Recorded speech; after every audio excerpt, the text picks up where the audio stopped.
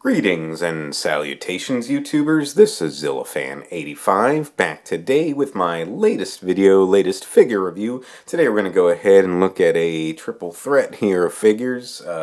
That's right, 3 of them, and I figure they kind of all go together. So we are going to look at my Minya, Little Godzilla, and Godzilla Junior Gashapon figures. Like I said, I kind of feel like they all go together, because they all are versions of Godzilla's son or adopted son, whatever you want to consider it.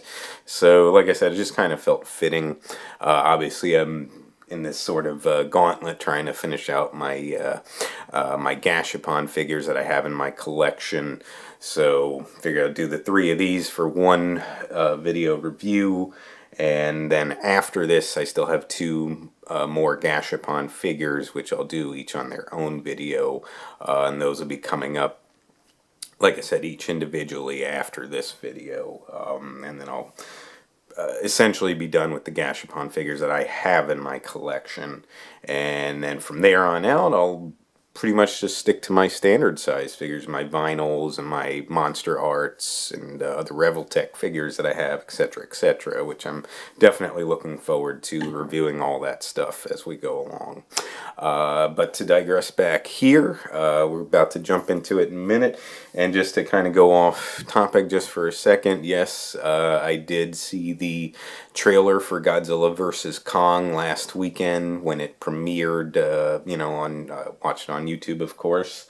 Extraordinarily excited for the film, and of course some of the theories going along with it too. I do tend to kind of agree with, but I think not everything is as it seems. I'm not going to get into anything really specific in case not all of you have seen the the trailer, but I do kind of agree with some of the theories going on.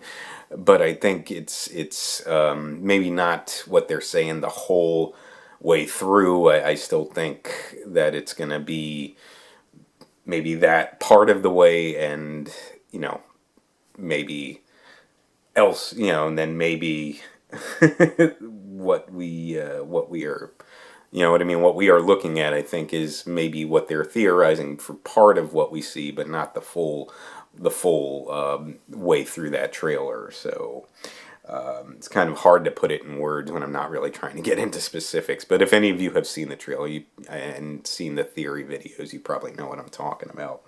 I would maybe like to do like a trailer discussion video, or at least a discussion of the film coming up, for Godzilla vs. Kong. I would especially like to do it as like a collab, if I can maybe either talk to Godzilla fan freaks or talk to Dragonzilla, because I know they would probably like to do a video like that, and I really would like to do a collab. So, and if any of you guys would like to see something like that as well, let me know and I'll see if I can speak with them.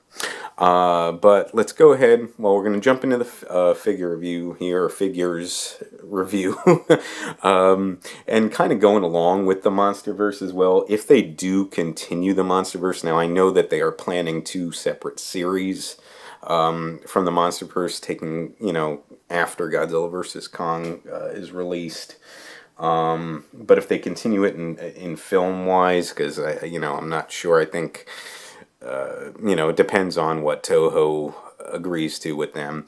But certainly would like to see other Toho monsters brought into the MonsterVerse, other than what we've seen so far and what we're looking to see here. But I think among the Toho monsters I would like to see, you may find it weird, I actually would like to see them tackle the son of Godzilla, honestly. Maybe not maybe that not completely centered on the film, the son of Godzilla, but I still think that they should tackle it. Or, I would like to see it because, looking at the Marvel Cinematic Universe, if you notice the tone of the various films in the Marvel Cinematic Universe is just all over the place. So if they can do like a Son of Godzilla, take here for the MonsterVerse, and make it maybe a lighter in tone movie, I think that that could be fun, you know, and it could appeal to, you know, people of all ages. So I would really like to see that, to be honest with you. I know, obviously, he's not one of the real heavy hitters of Toho monsters that people want to see, and I do want to see those as well, but I would still like to see the Son of Godzilla. But I should digress because I know I'm rambling on, and let's jump into the review here of these figures. So the paint and detail first, we'll start with Minya. And of course, Minya first debuted in the film The Son of Godzilla, released in 1967. Out of the versions of The Son of Godzilla, he was, at least in the looks department-wise, he was my least favorite. I never, you know, I always liked the Son of Godzilla. I will say that, or you know, any of the versions of Godzilla's son, adopted son, whatever. I always enjoyed it. But just design-wise, I always thought his design was kind of strange. I think they did it much better with Little Godzilla, and then Godzilla Jr. design-wise was my favorite because he actually resembled Godzilla somewhat. Anyway, though, so looking at his paint and detail here, so his paint scheme, it's like, I don't know if I really want to call this, it's not really green, it's more of like a grayish color, like a lightish gray. So it's not that charcoalish color that you see for Godzilla, but it's like a very light gray. And it looks pretty good here. You see, too, they've got the bumps for those very tiny spines that he's got on his back running down into his tail. And it kind of tapers off as it goes into the tail, which is pretty indicative of his design in the film here. And I do have the YMSF version of Minya, so you know, we'll look at that in a later figure review there. Of course, you see you've got the Bandai China labeling there. If the camera focuses in, there we go, folks. Alright, with the copyright information there. You see you got the nice white eyes and black pupils with that sort of very signature Minya look. Manila, Minya, whatever you want to prefer to call him. I always refer to him as Minya. And you see there with the teeth in front, and then not much teeth in the back, which is, I think, pretty much accurate. And you see that there is some detail work inside the mouth, a bit of red for the roof of the mouth and the tongue and whatnot. So it actually does look really good, and does, like I said, it does capture his look quite well. He's got that rounded face and whatnot. They sort of call it the Pillsbury Doughboy look, so I kind of agree with that. And he's got the stubby arms and hands here, and the stubby feet. So the finger claws on him are just still done in that grayish color, as you can see, but for whatever reason that they didn't do that in a separate color, but the toe claws though are, and they've got that sort of tannish. Still trying to get my camera to focus for you guys here. So you got that sort of tannish bone colorish color. A yellowish tannish bone color basically for the toe claws, and of course the sort of not super, like, kind of stubby legs that he's got there as well. And you got some nice bumps along his body just for some extra added texture and detailing. Like I said, captures his look quite well. So that pretty much covers it for Minya. And for Little Godzilla next, and Little Godzilla made his appearance. Well, the first appearance was Baby Godzilla, which appeared in the 1993 film Godzilla vs. Mechagodzilla 2. But Baby Godzilla, you know, was much different looking than Little Godzilla. Little Godzilla was basically what he grew into for the next film, 1994's Godzilla vs. Space Godzilla. And this is where you see Little Godzilla. And I always thought he was just absolutely adorable. Honestly, this, as far as cuteness wise goes, you can't get any cuter than him. I mean, you get those big orange eyes with the black pupils and the yellow circle going around them, and just looks so cute. You know, we got the nostrils done there, and the closed mouth with you can see some small fangs protruding, but they didn't do them in a sort of bone color or white color. They're still in green. I don't really understand that. The finger claws and toe claws, though, do both line up again. They're in that sort of yellowish, tannish bone color here. I wish they would have done that for his fangs as well to make them pop a little bit more, because you really got to look at it to notice the fangs. But still, nonetheless, looks pretty good. You got all the scales on his body. You got that tan color that's going from his neck down his chest and abdomen area, and then of course that greenish color that he's got for his skin tone there. And again, the spines here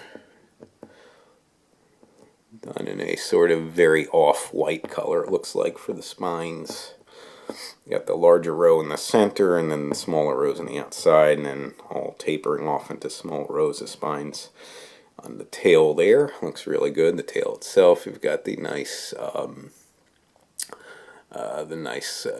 grooves, and again with the scales and whatnot. There's a copyright information for Bandai.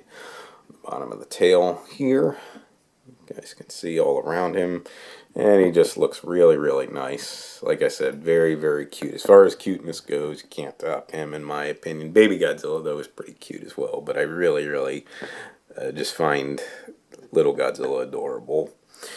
And next up, my favorite incarnation of, like I said, Godzilla's son, which is, of course, Godzilla Jr. Like I said, he takes much more of Godzilla's look on here, because he essentially grows. He was affected, from the film, because he appeared in the 1995 film Godzilla vs. Destroya, where at the film they basically explain how Bass Island was destroyed by that volcanic eruption, which caused Godzilla to mutate into burning Godzilla and caused little Godzilla to essentially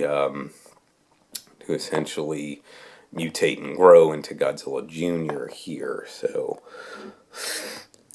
kind of illustrating how the incident from Bass Island affected both of them.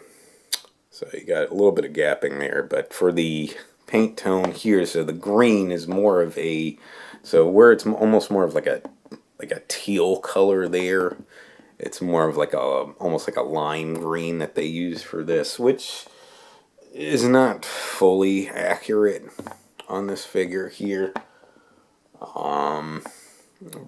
Not 100% accurate really for either of them. I think as far as figure-wise goes, in my opinion, this is the weakest one of these three, because I don't think that they did the greatest job on it. But not too bad nonetheless. And I do have the Monster Arts versions of both of these, which again I will review in the future.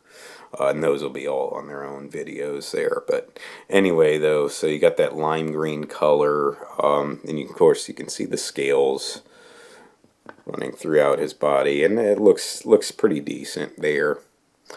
So at least as far as some of that detail work goes, it's not too bad. And again, you can see the joints tend to pop off, which does happen a lot with these Gashapon figures. So you just got to keep that in mind. If you want to glue them, though, you can. Just be careful, because you don't want to mess up the figure. But anyways, though, so then once again, back to like with Minya, there is no paint for the finger claws, as you can see here. It's just done in that greenish color. But then for the toe claws, they did do the paint, and pretty much in line with the others, with that sort of tannish, like a creamish bone color, if you will. The dorsal spines, again, like in an off-white, at least highlighted at the top in an off-white, and then they sort of taper off into that green color as they sort of connect down into his back. But not too bad there. They should be a little bit larger than this. They're a little too small, I think. Especially considering his middle rows definitely much noticeably larger than these. So I think they maybe missed the mark a little bit on there. You still got the grooves, though, running down the tail, but not as prominent, I think, as on Little Godzilla. Like I said, my personal opinion, this was the weakest of the three, and the to me, the biggest drawback on this was the face that they did for Godzilla Jr. It's very, very, just kind of off-putting looking, I think. So you got the small red eyes. They're like an orangish reddish color for the eyes. I want to make sure that this focuses for you guys. And there's like a little black pupil in there, and of course the white around that. So you got the white and then the reddish orangish color, and then the black dot there for the eyes, and then the teeth you can see showing through here as he's sort of like grinning, I guess, if you will. It's got like an off-white color for the teeth, but you can see some texturing done there that they sculpted in for the teeth. So that's okay, but I don't know, it's kind of weird why he's doing like a grinning thing. I'm not really sure what that's all about. But you got some nice detail work for the neck area there. I like that. And again, the scales look pretty good on him and whatnot. But like I said, the face is kind of off-putting looking to me. I just think they could have done a better job with it. It looks a little bit weird, especially when you look at it from the front view. Looks pretty strange in my opinion. If you guys disagree, that's fine. But just to me, it looks weird. But you do got the ears there and nostrils, so at least they got some detail in there. So, and that pretty much covers it for the paint and detail for all these. For articulation, again, they're Gashapon figures, so for the most part, you're not going to get much for him. He's pretty much stationary as is. For Little Godzilla, again, with all these, you got pieces that connect in. For the most part, I wouldn't move him, but if you do want to, you can swivel his waist, because you can actually get away with that, and it will go 360 all the way around. Not sure why you would want to do that unless he's doing an exorcist thing. Not the mama. This is thinking of dinosaurs with the baby. But anyways, so you can swivel the waist, like I said. And then for Godzilla Jr., if you can get away with it and they don't pop out of place, you can again rotate the arms, but again they do have a tendency to want to pop out of place. So like I said, none of these are really meant for articulation. You see the gappage there for the neck, so I try to push that back on as best as I can. At some point I might glue all these, but yeah, for now I'm just going to kind of leave it as is, and then really that's about it. So that's pretty much what you're going to get for the articulation, etc., etc. So, but still not too bad, not too bad. And then otherwise, for size-wise, again, these are Gashapon figures, and of course they are, versions, Minya, Little Godzilla, etc., etc. So they're going to be a little on the smaller side. I'd say they're probably in about the 2-inch range or so. But that's reasonable, especially like I said, considering as they're versions of Godzilla's son. So as you can imagine, especially in a Gashapon minifigure, it's going to be a little bit smaller. So again, you're looking at about the 2-inch or so range. For pricing, these are, for the most part, fairly readily available online if you want to look on eBay and whatnot. I would say Minya's probably a little bit more rare than these two, but he still should be no more than about $25. At the most, I would say 20 to 25. These are probably in the $15 to $20 range, at least from any time that I've seen them online, and that's about what I paid when I got them a while back. So nothing to break the bank. And like I said, if you're just trying to complete your Gashapon collection, or if you want, versions of, Minya, Little Godzilla, Godzilla Jr., etc., etc., not a bad way to go. Like I said, this was my personal least favorite of the group because I didn't think that they did the greatest job on Godzilla Jr., which is unfortunate because, like I said, he is my favorite version of Godzilla's son. So, but still not bad. If you want to add them to the collection, like I said, they won't break the bank. So, definitely a way to go. And especially, too, if you get either the Monster Arts versions or the standard size Bandai versions of any of these, or even the YMSF one for him, they're all kind of rare figures, and they're fairly pricey. And, well, Monster Arts is just pricey in general, but You know, so you got to keep that in mind. So if you just want to get these in your collection, this is a cheaper route. So I think that should about cover it for this video. I'm sorry I rambled on quite a bit, but just kind of wanted to talk about some of that other stuff that was, you know, since that trailer for Godzilla vs. Kong did drop and what have you. So if you are still watching, though, I would like to thank you so much for watching. If you would like to subscribe, please feel free to do so. If you would like to like and or comment on any of my videos, please feel free to do so as well. And just remember, until next time, ladies and gentlemen, you be good to yourselves, and sayonara.